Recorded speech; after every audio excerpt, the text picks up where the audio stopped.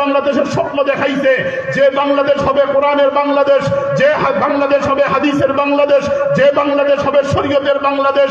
আপনারা যদি এইবার কোন ধরনের যোগ বিয়োগ গুণ ভাগ করতে যদি কখনো আপনারা ভুল করেন, এর প্রায়শ্চিত্ত আপনাদেরকে নয়, আপনাদের পরবর্তী প্রজন্ম, তার পরবর্তী প্রজন্ম,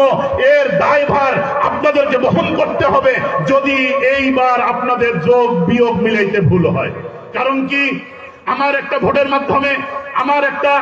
আমাদের মতামতের মাধ্যমে একটা চাঁদাবাজ, একটা মাস্তান, একটা চোর, একটা ডাকাত, একটা সন্ত্রাস, একটা ইফতিজার, একটা ধর্ষক যদি গ্রাম থেকে নিয়ে সংসদ পর্যন্ত এসপি, ডিসি, এমপি, মন্ত্রী, প্রতিটি পদে পদে প্রতিটি ক্ষেত্রে তাদের বিচরণ যদি থাকে, তাদের মাধ্যমে যত রিলিফের কার্ড চুরি হবে, যত স্লিপের কার্ড চুরি হবে, যত ধরনের বয়স্ক ভাতা, বিধবা ভাতা, টিআর, জিআর, কাবিখা, রেশন, রাস্তা করতে দুর্নীতি, বিল্ডিং করতে দুর্নীতি, মুসলমানদের হক মেরে খাওয়ার কোন ধরনের সুযোগ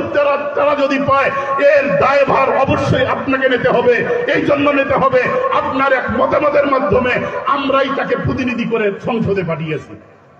এই জন্য আমি আপনাদেরকে যদি জিজ্ঞেস করতে চাই,